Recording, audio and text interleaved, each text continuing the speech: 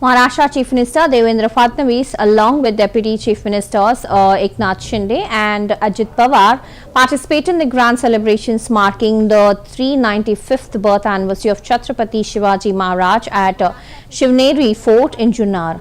Well, the leaders paid floral tribute to the revered Maratha warrior, highlighting his enduring legacy of valor, governance and strategic foresight. Addressing the gathering, Chief Minister Fadnavis reiterated the government's commitment to preserving and developing forts associated with Shivaji Maharaj as symbols of history and inspiration.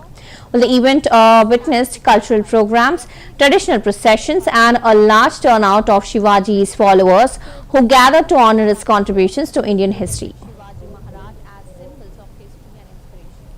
The event witnessed cultural programs, traditional processions and a large turnout of यानंतरचा चौथा शिवनेरी भूषण पुरस्कार जो आहे तो आरोग्य दूत म्हणून आहे. माननीय राजाभाऊ दशरथ पायमोडे 15 वर्ष त्यांनी रुग्णांची सेवा केलेली आहे, अद्यापही करत आहेत.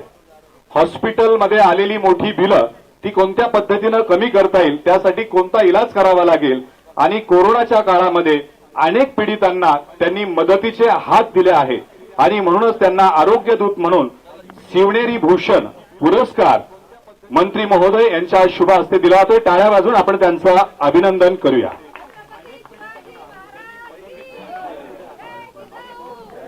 धन्यवाद. आणि यानंतर 1 मिनिटामध्ये आपलं मनोगत व्यक्त करण्यासाठी शुभसंदेश देण्यासाठी शिवनेरी तालुक्याचे अर्थात जुन्नर तालुक्याचे माजी आमदार आदरणीय अतुलजी बेनके साहेब यांना विनंती करतो आपण 1 मिनिटामध्ये शुभसंदेश द्यावा.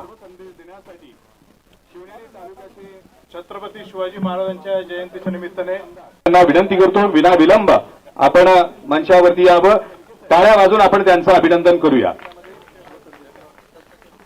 यानंतरचा चौथा शिवनेरी भूषण पुरस्कार जो आहे तो आरोग्य दूत म्हणून आहे.